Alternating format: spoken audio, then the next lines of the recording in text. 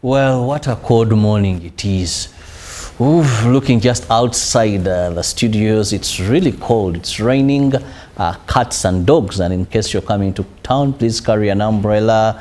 Have something to protect your shoes or your feet, and not only your working shoes, but if you can, carry gumboots, because most of the parts in Kampala, when it rains, movement, in case you're not going to use a car in door to door, you have to walk some distance, and if you don't have boots, well, the ground may not be that friendly to you. So if you have a raincoat, have an umbrella, if you can, also have a pair of gumboots to help you maneuver here and there. But we are here, and doing our mandate is to inform you and give you authentic, accurate, verified information. Now, this morning in the Extra, I have two gentlemen from the Directorate of, from the Office of the IGG, and what are we going to be focusing on? Declaration of assets. Now, we know very well that the Leadership Code Act requires leaders and public officers to declare their assets. Well, some after 2 years, that is for the leaders, and for the public officers, that is also after a 5-year period. You come out and declare. This helps in one way or the other, but why bother say so much?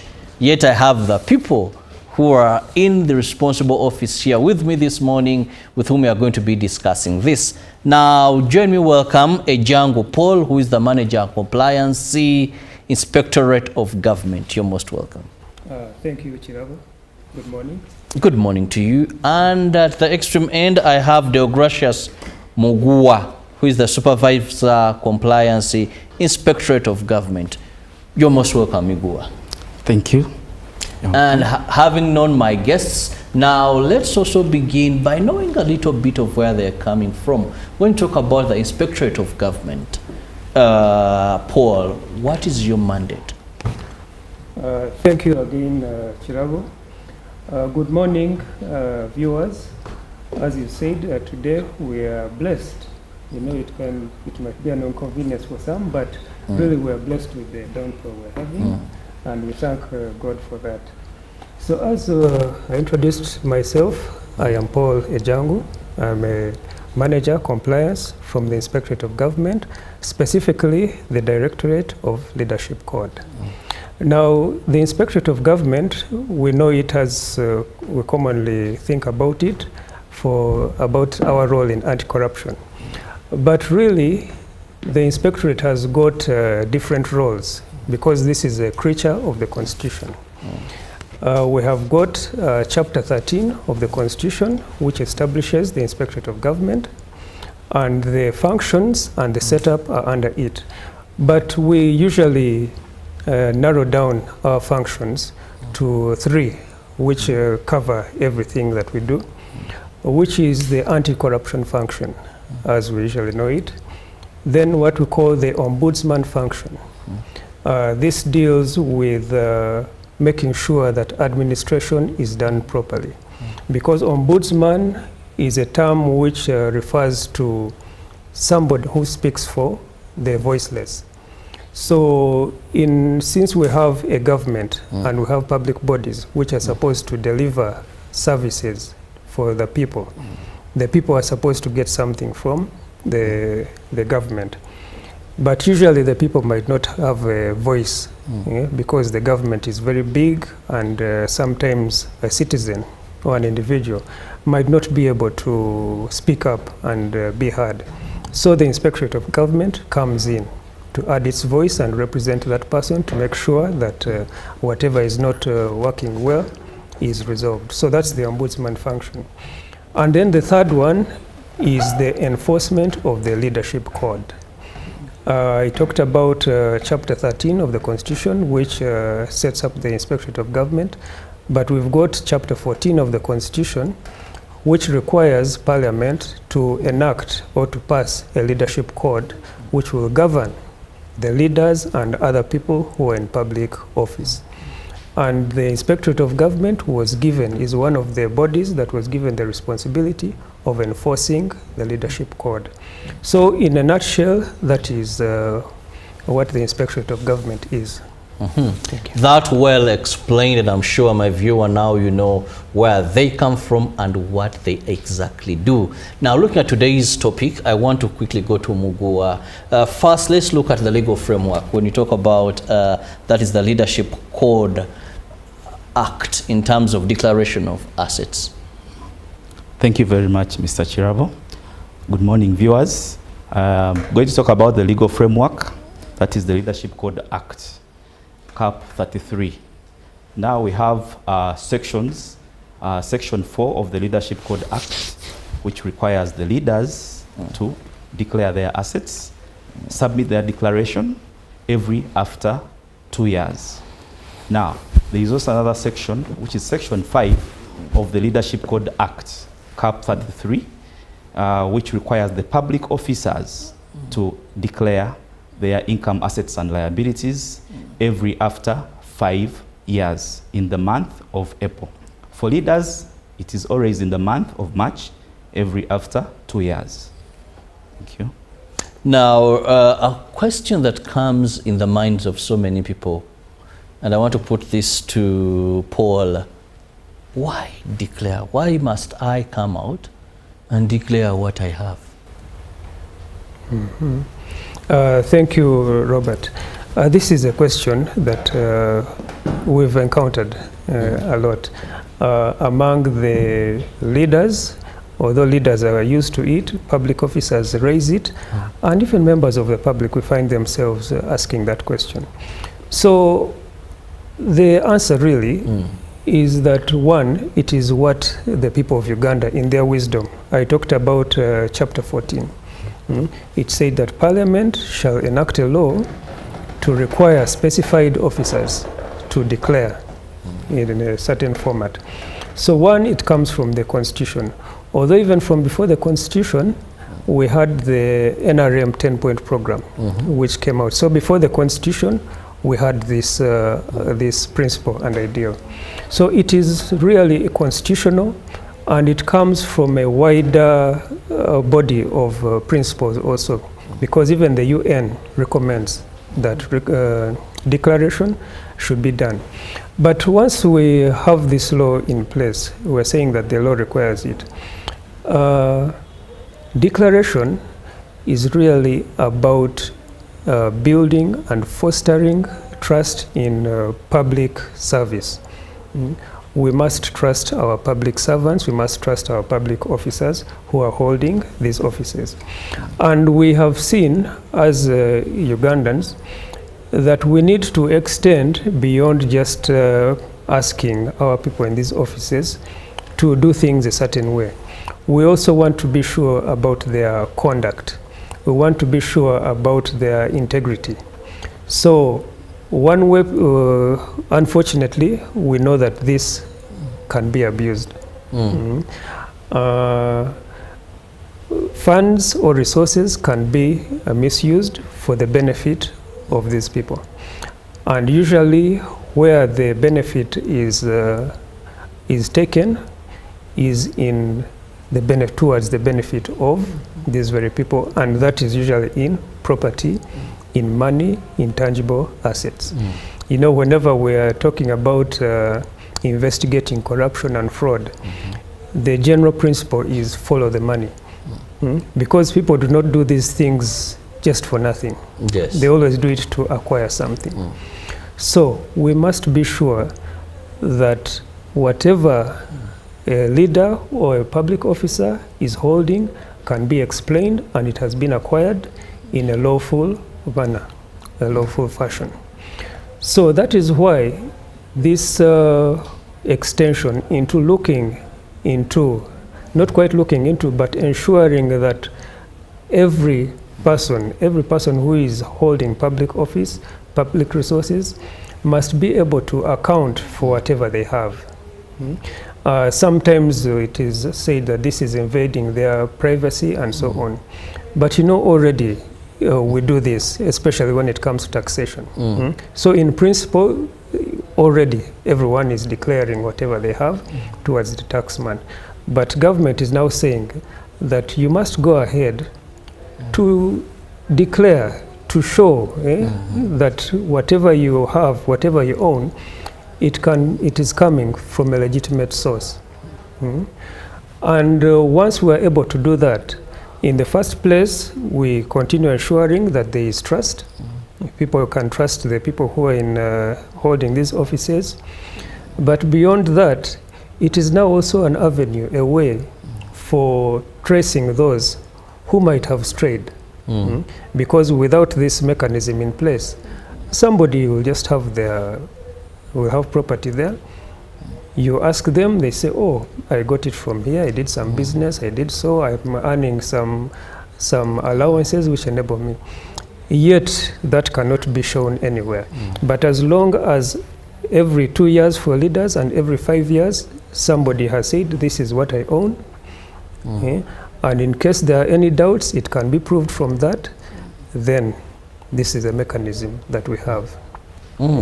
Very interesting. Now, Mugua, who is meant to declare? Break it down. When you just talk about public officer, leaders, try to break this more for my viewer to understand. They could be in this category and they simply don't know that they are. Okay. Thank you, Mr. Chirabo. Now, we have two categories that are supposed to declare. First and foremost, we have what we call the leaders.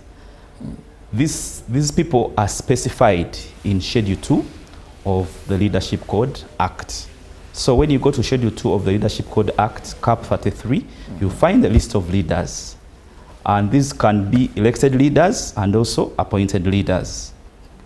Case in point, we have for the political leaders from the president up down to the LC3 chairperson. So this will also include the district councillors, it will include the mayors, it will also include the members of parliament, and then also we shall have those appointed, and this will include the heads of departments in the various ministries, departments and agencies of government, and also in the district local government. So all heads of departments in the district local governments, and also all heads of units. This also, the leaders also includes all positions of accountants and above. This includes the accountant, the senior accountant, and principal accountant. It also includes the auditors, internal auditors. So internal auditors are all supposed to declare, from internal auditor to senior internal auditor and principal internal auditor and above. Then we also have what we call procurement officers. All these are also described as leaders in the Leadership Code Act, Schedule 2. So procurement officers and above are also categorized as leaders in Schedule 2 of the Leadership Code Act. And these are supposed to declare after 2 years. Now, the other category of people who are supposed to declare are the public officers. Now, the public officers are any other person that is employed by government that is not in the Leadership Code Act, Schedule 2. If you're not listed in that schedule, then you are supposed to declare. It also includes all those public servants that get their emoluments from the consolidated fund. If you're paid by government, then you are a public officer and you are supposed to declare. And it also includes those people who are in civil service. So this excludes the army. The army is not part of public officers. That is all I can state. Well, very interesting here, and we are still looking at who are supposed to declare when you look at the Leadership Code Act and what it stipulates for the leaders and public officers. 2 years, 5 years, you must declare. Now, I come to you, Paul. What do I declare? Yes. Okay, thank you, Chirabo. You know, the our great institution here, UBC, is a public body. Yeah, so you are asking what you're supposed to declare. And as Dale was explaining, there are leaders. So like here in UBC, the leaders of this institution are supposed to declare. But the way he described it, where your payment comes from, also determines whether the rest of the staff should be able to declare. So I must say that for you, you do not have to declare, although you are employed in this public body. But others in the MDAs and local governments, as we say them, we call them, are supposed to declare. So I don't know if you wish to declare, or next time we can bring it on board, but that's what we can consider. Now, please don't bring it on board. Okay, but going on to what should be declared, it is really three things. It is a declaration of income, assets, and liabilities. Now we need to break down these ones. What is income? Income can cover a lot of things, but basically it is what an individual is earning, which can be put in monetary terms. Now, sorry to interject, but what I'm earning, yes. I would assume you already know my salary. Indeed. Why would I declare? Good. Or are you also looking at my side hustles? Excellent. Of course, we know your salary, but as we know, individuals are individuals. They go out and are able to get from some other sources. In Uganda, historically, people had to, go and find ways of supplementing. And even if it wasn't just that, as you know, our government encourages all citizens, and even starting with public officers, to go out and do something more.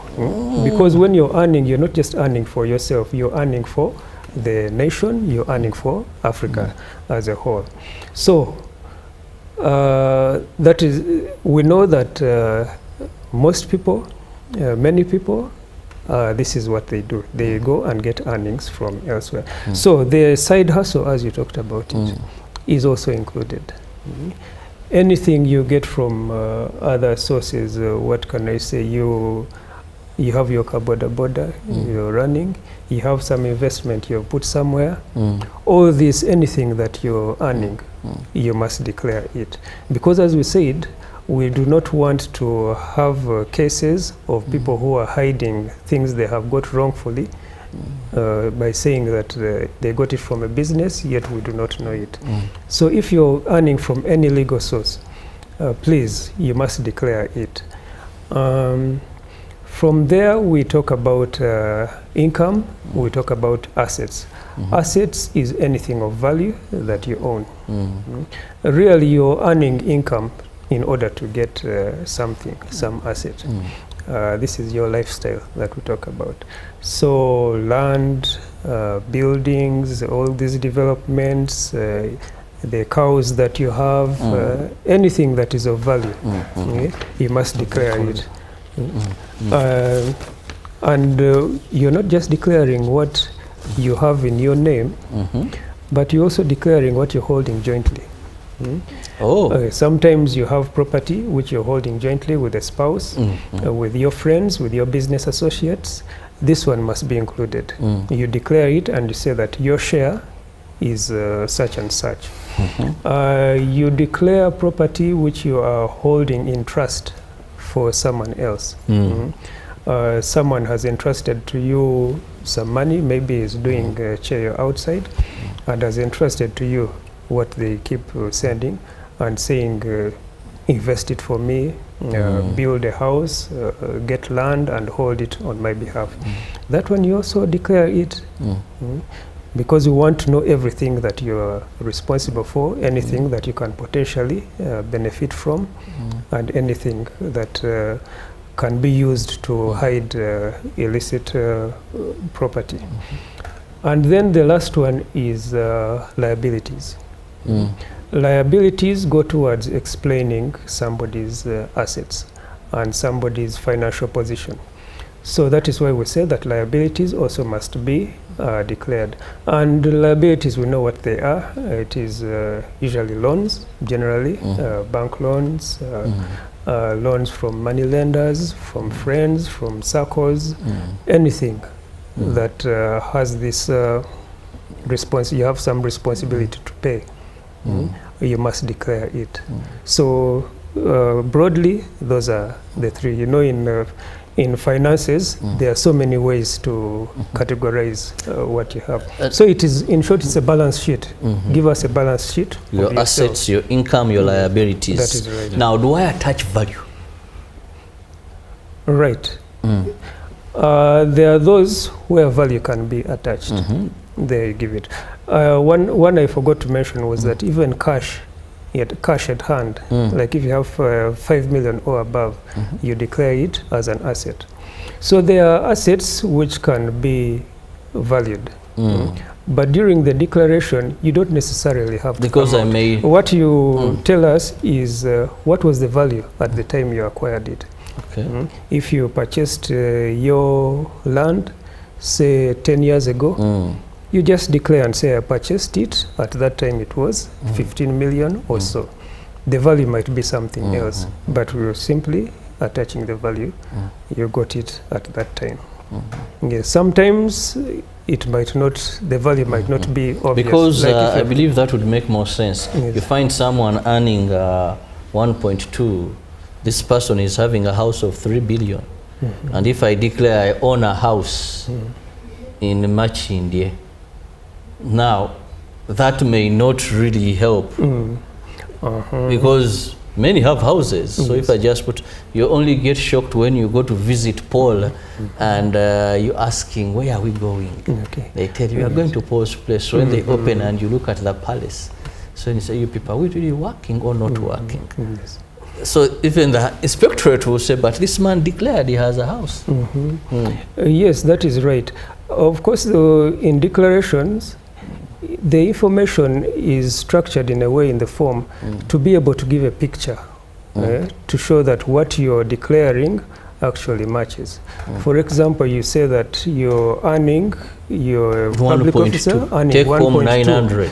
And then you say that in this period during which you are earning that money, you went and got a plot of land in Kololo, which is, say, half an acre, using that salary. Of course, somebody can see from that immediately that it doesn't quite add up. There is need for more explanation. So the declaration, the way it is made, it is possible to see that what someone is declaring, it makes sense, it can be explained, or it cannot. Yes, please. Mugua, before we go for a break, yes, please. When this declaration is done, I know there are quite a number of leaders in this country. For example, if you look at members of parliament, you have 500 plus. Now, when you go to public servants, also the number is big. Do you really scrutinize each of these files? Or is it unless you have an interest in a particular file? I'm trying to figure out the human resource that you could be having and how many people declare and the list of what is declared. I was even told one would declare what is attached to them is a bicycle, just to like, it's more or less like a ritual. So does the office, with the honest of honest? Yes, thank you, Mr. Chirabo. What I can say is that our office has what we call a verification tool. This is a computer-based application which scrutinizes all the declarations and puts red flags on some of the declarations that may seem not adding up. Furthermore, we always carry out what we call verifications. Verifications, this is just to look at what you declared, to see whether it's correct, and to confirm that you have what you've declared. We have instances where people either under-declare or over-declare. So the verification process helps us to confirm whether what you've declared is the truth as in it's what you own. Furthermore, we always carry out what we call investigations. Investigations, these are carried out in case we see that what you've declared is not, especially what we call the income and assets. The income or the assets are not commensurate to the income you've declared. Of course, when you're declaring income, you're supposed to declare all the income, regardless of where it's coming from. It can even be a business, a farm, all that. So you have to declare all that. So when we look at the declaration, we look at your income, and we also look at the assets. The assets, we also look at the time you have acquired them. So that declaration also has the aspect of the debt acquired, which is very, very important. We always also look at, we always have a scope. A scope is the time period we can look at. In case we are looking at a time period of between 10 years from 10 years back, that will be our scope. And we shall look at whatever you've earned or you've acquired in that period. If there are assets that you've acquired before that scope, that time period, then that one may not be considered. So we always look at the time frame. What have you acquired in that time frame? What have you earned in that time frame? What are the sources of income? Are they legitimate? Can you prove them to us that you really earn rent, and this is the amount of rental income you have declared?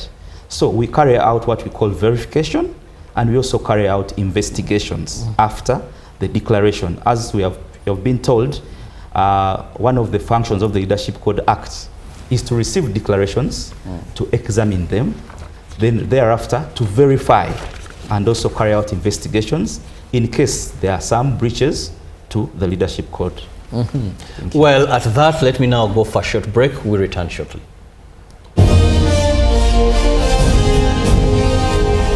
Live from UBC Studios in Kampala, this is Good Morning Uganda Extra. Exercise can't be sustained. Eating can't be stopped. It's even harder to lose weight. Come and give it a try. Ginshikang L-carnitine chromium capsules, plant extract, scientific ratio, take 3 capsules each time. The active ingredient accelerates fat burning,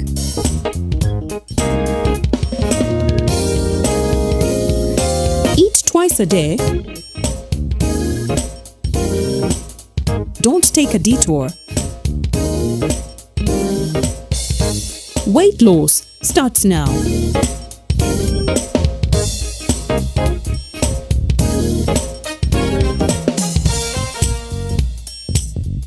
Ginshikang L-carnitine with chromium capsules helps you stay in shape. Please follow medical advice when taking this product. For more information, visit our website www.hgo.com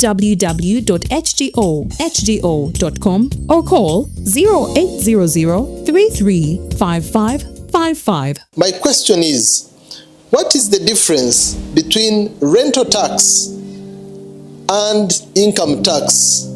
How comes I'm paying both taxes on my own premises?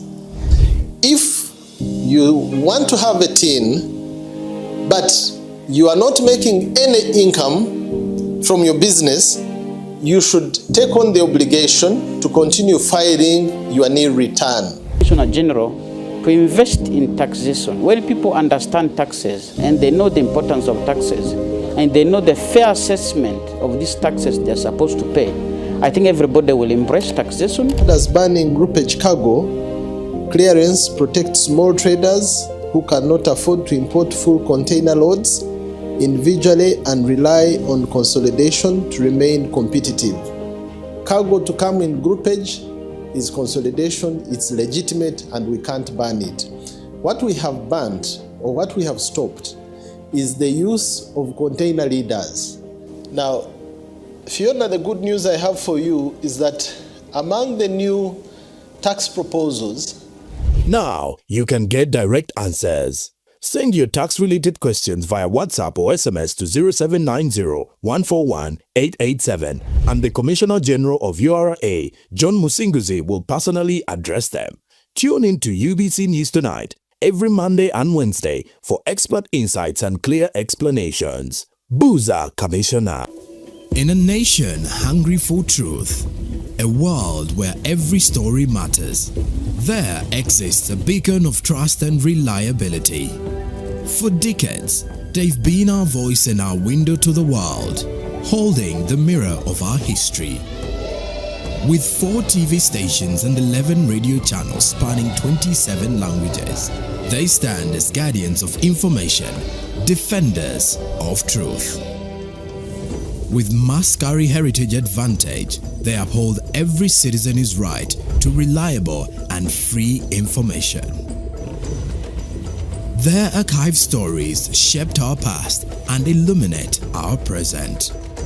Yet now, as new challenges arise and the world evolves, their mission faces its greatest test yet. Be part of our journey and let's navigate the unknown, uncover the untold, and safeguard our future together. Tune into your public broadcaster, for it is the intersection of trust and truth. Because to UBC, your story, and every voice matters. UBC, inspiring Uganda.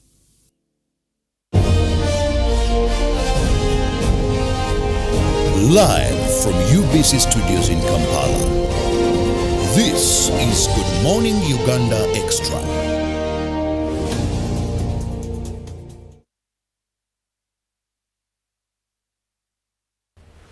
Welcome back from that break. We are still looking at a mandatory declaration of assets by public officers and leaders in this country.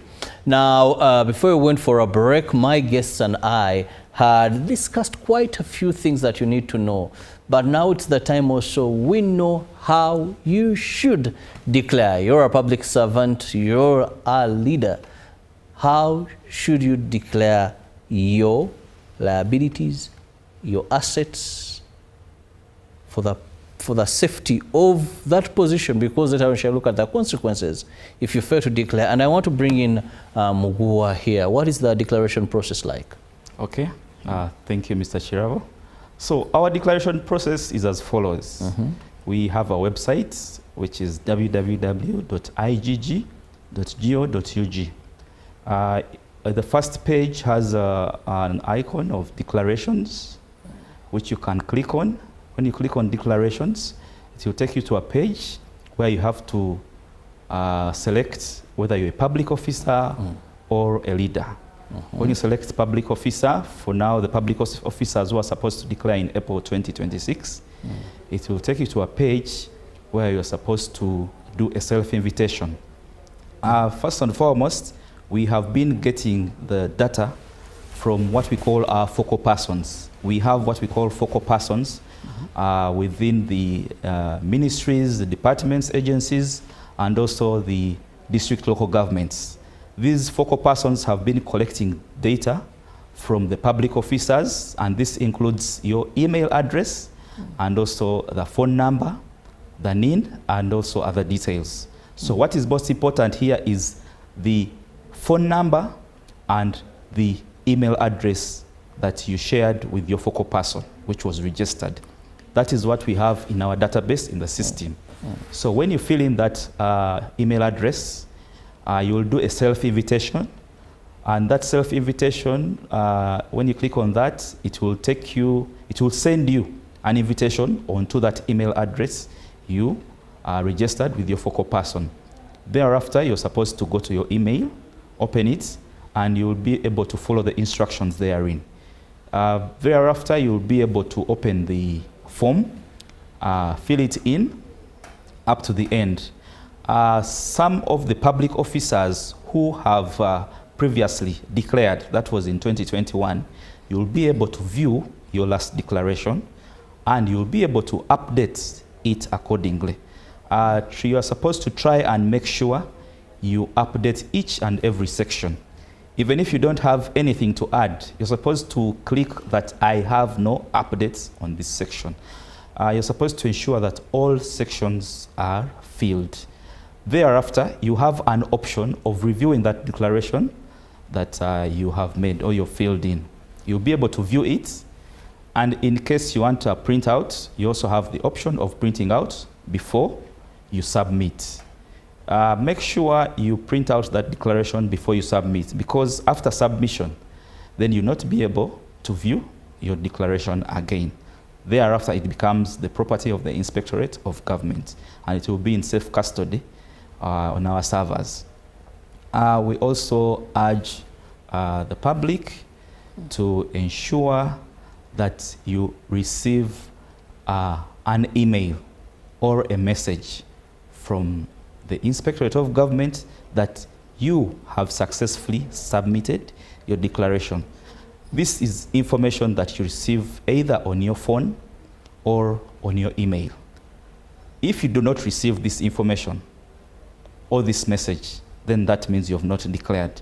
So I urge the public and members of that is the public officers, please, all those that do the declarations from the cafes and all those internet cafes and all that, please ensure that you don't leave before you receive an email that we have received your declaration and thank you very much. So that's the process of declaring your income, assets, and liabilities. You are also supposed to get what we call a submission token. This token will come to your phone, and this is the token you will use to submit your declaration. This is aimed at ensuring that you, the person, the public officer, you are the one who has submitted your declaration. It's a measure. Thank you very much. Well, now you also know the process to go through to submit. The most interesting part, and I know the public is eager to know, is what happens to those that are not complying or the non-compliancy. Paul, what awaits them? Thank you, Chirabo. So, as we said, this is a law. We have got the Leadership Code Act, CAP 33, which says that you shall submit your declaration within the given time. And shall makes it mandatory. And whenever in the law it says shall, it also carries consequences for not complying with that requirement. So in this case, in the case of declarations, we are looking at two breaches, because failure to comply is what is called a breach under the Leadership Code Act. So we're looking at two breaches. The first one is failure to declare, total failure to declare. We know that you're supposed to declare in the month of April. On 1st April 2026, the system will be opened.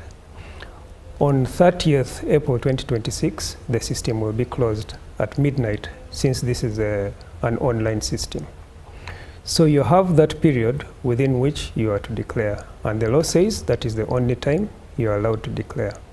So if you fail to declare within that time, then you are said to be in breach of the Leadership Code Act for the breach of failure to declare.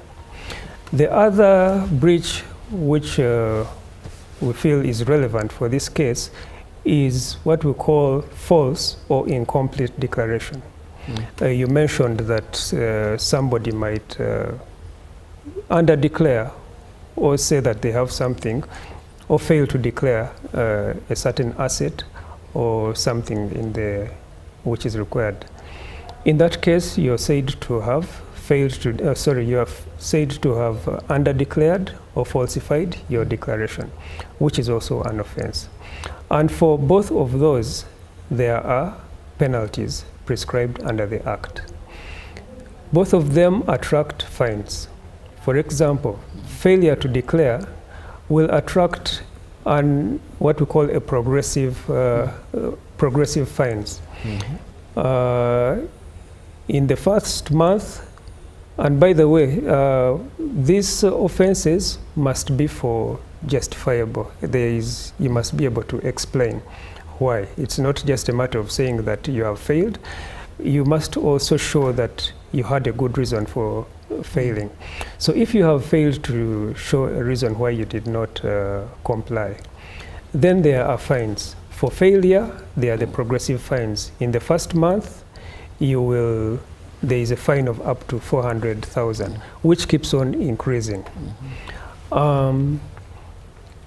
At some point, if you continue failing to declare, because the inspectorate or the leadership code will reach out to you afterwards and can require you to declare afterwards, but subject to the fines or other decision.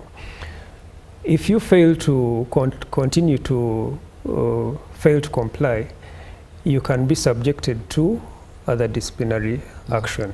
There can be dismissal, there can be withholding of your emoluments, and for cases of false declaration, you can even forfeit, and the government can confiscate the property which you have falsely declared, maybe under-declared or failed to declare. So those are the penalties that are out there. There are fines, there are cautions, there are dismissals, there is withholding of your emoluments, and in the final scenario, there can be loss of your position. Well, some tough.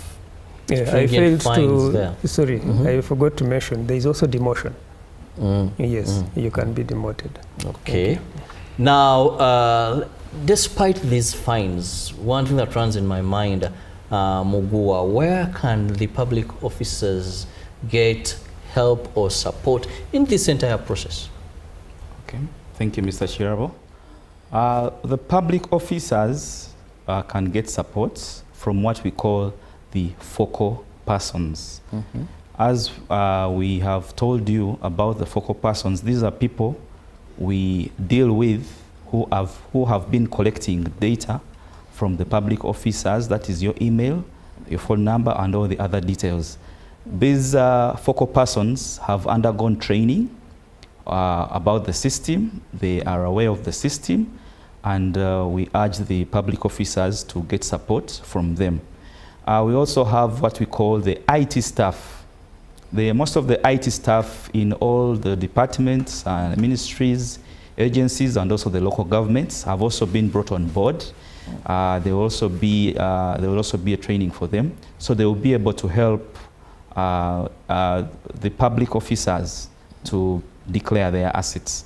So in case you need any help, you can go to those people, that's the focal persons, and also some of the IT support staff. We also have what we call our regional offices. We have regional offices all over the country. We have over 16 regional offices, which I can name. We have in the north, we have Moyo, Arua, Lira, Gulu. Then as you come to the east, we have Moroto.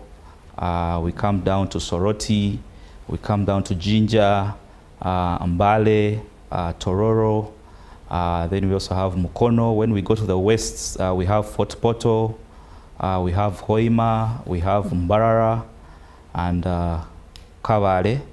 Then central, we have Masaka. We also have Kampala and Mukono. All these regions have what we call support staff, who have been put there to help and receive all those public officers who need support to declare. We also have what we call toll-free lines. One of the toll-free lines is 0800 111 777. This is a toll-free number. You can also call on it in case you need support for purposes of declaration. We also have WhatsApp numbers. We also have a WhatsApp number, which is 0707 721 146. That is our WhatsApp line. where you can also channel your inquiry so that you get support for your declaration. We also have an email. The email is declarations, which is a plural, declarations at igg.go.ug. So those are the various channels where you can get support in case you want to file your declaration. This is for public officers in the coming month of April 2026. So also remind them of the deadline. The deadline for declarations, as we have told you, the system will be open from 1st April 2026. And come midnight, 30th April 2026, the system will be put off. So you're supposed to ensure that you declare before 30th April. You have over 30 days. And it's an online-based system, so you can do it anywhere, anytime. Now, a question to both of you. With this requirement of declaration of assets and liabilities, why is corruption still thriving? Why are we seeing people having unexplained property that even in the public eye or the public court, they can know that this person is corrupt? What is failing this law to capture? We have leaders, we have public servants that have unexplained wealth that even the villagers can really attest to it, that this person is amassing this wealth through stealing. Then you who even have all it takes to verify and find out you're failing, what are you not doing right? Beginning with you, Paul. Okay, thank you, Chirabo. Yes, it is true that we are still having a challenge of corruption in Uganda. We haven't reached a point where we can say that we have managed it as a country, and so that we can feel that we are on top of it.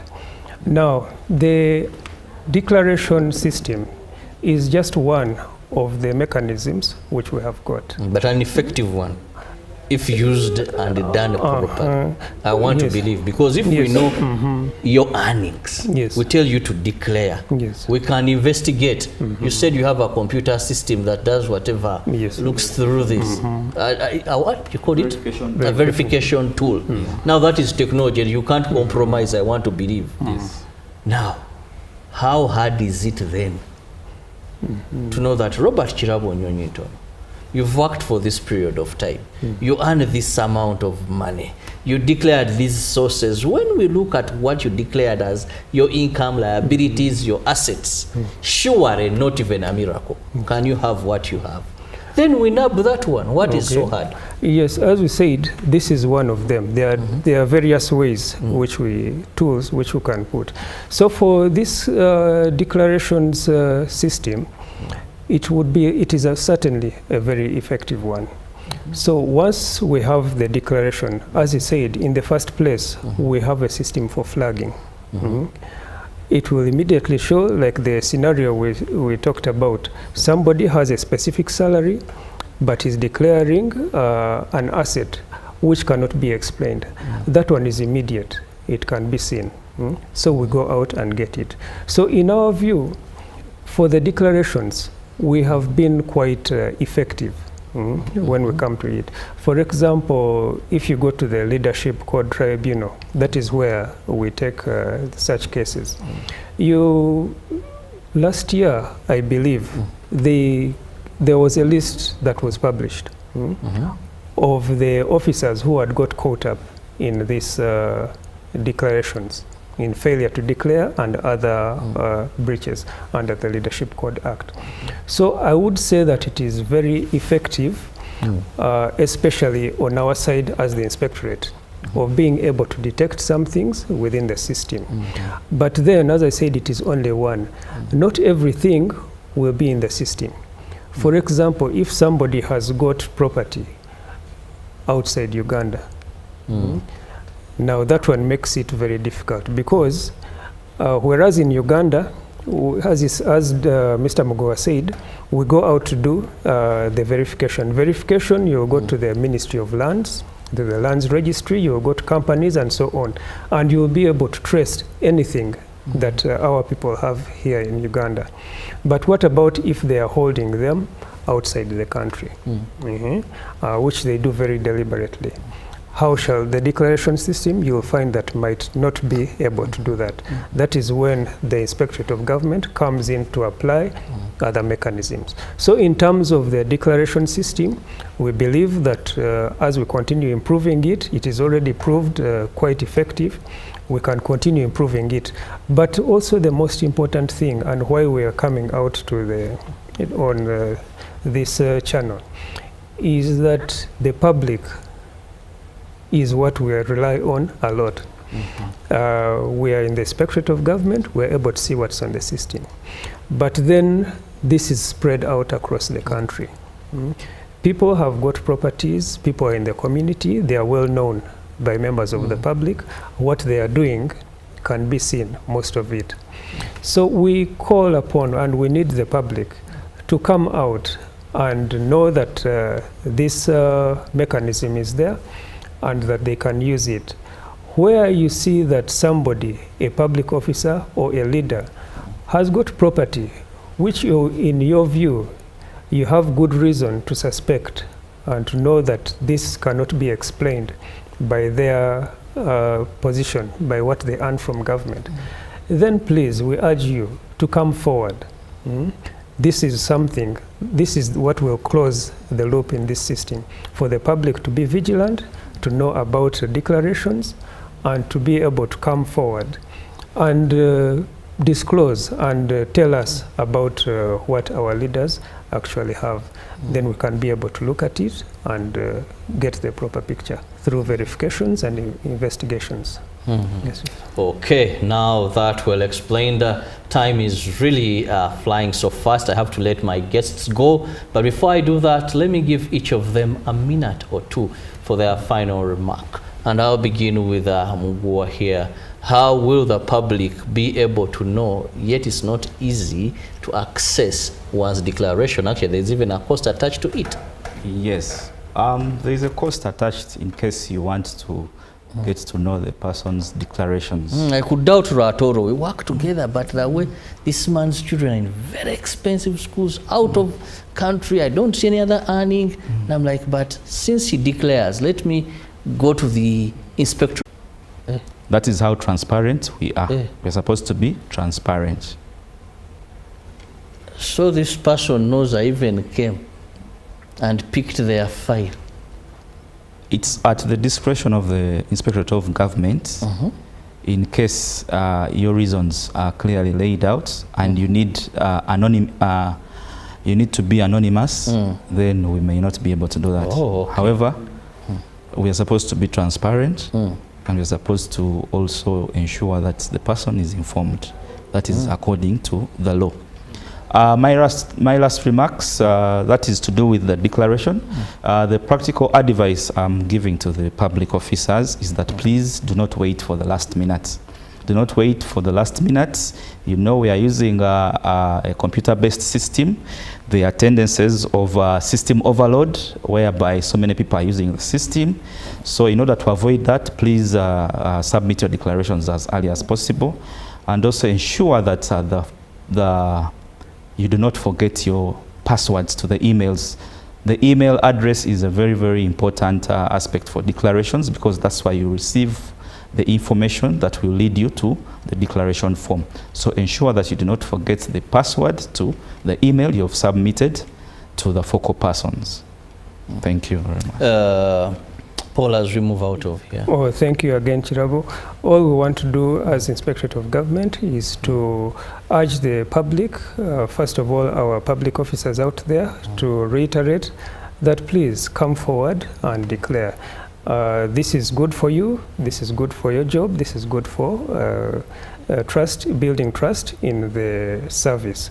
And lastly, of course, we want to thank our hosts very much. We forgot to bring you our greetings from the Inspectorate of Government. We always appreciate what you do for us, and we shall continue cooperating as we go forward. Thank you very much. Well, thank you so much, gentlemen, for it is a cold morning, I must say, for endeavoring and enduring the rain and making it here.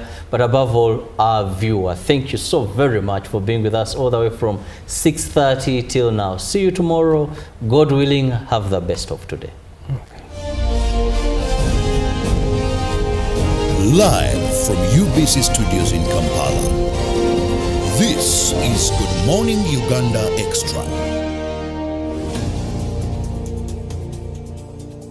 Are you a woman with a small-scale business with a dream of growing it to another level? The GROW Project is here to support you in realizing your dream. The GROW Project is a government initiative implemented by the Ministry of Gender, Labor and Social Development and Private Sector Foundation Uganda with support from the World Bank.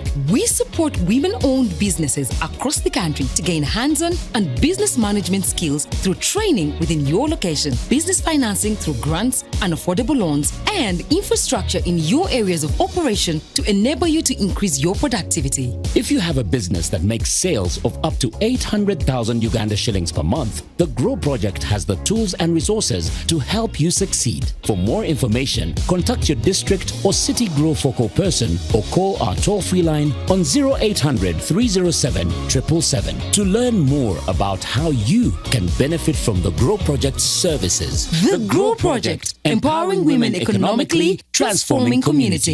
Exercise can't be sustained. Eating can't be stopped. It's even harder to lose weight. Come and give it a try. Ginshikang L-carnitine chromium capsules. Plant extract, scientific ratio. Take 3 capsules each time. The active ingredient accelerates fat burning.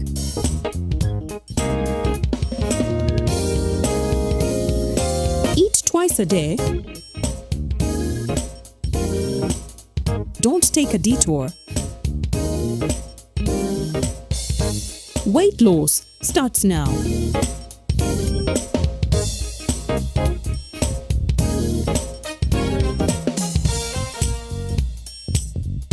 Ginshikang L-carnitine with chromium capsules helps you stay in shape. Please follow medical advice when taking this product. For more information, visit our website www.hgo.com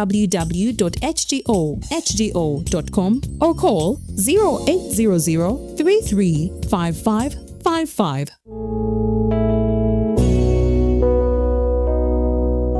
Living a safe life is your right and responsibility in our communities. They should have an eye checkup once a year. First activity that we conduct is getting these young girls or women from the danger that they are facing and bringing them into this home. Most people, the skin doesn't go off. It stops renewing itself about 5 years ago. We make sure we follow the skin cycle. Join me, Ishime Kathy, every Tuesday at 1:30 p.m. as we discuss matters of safety in our lives on the program Safe Life. In a nation hungry for truth, Eating can't be stopped. It's even harder to lose weight. Come and give it a try. Ginshikang L-carnitine chromium capsules. Plant extract, scientific ratio. Take 3 capsules each time. The active ingredient accelerates fat burning.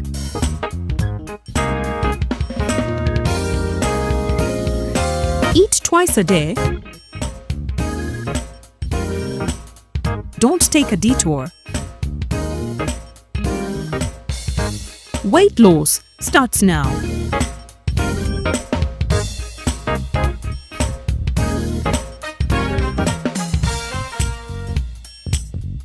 Ginshikang L-carnitine with chromium capsules helps you stay in shape. Please follow medical advice when taking this product. For more information, visit our website www.hgo.com or call 0800 33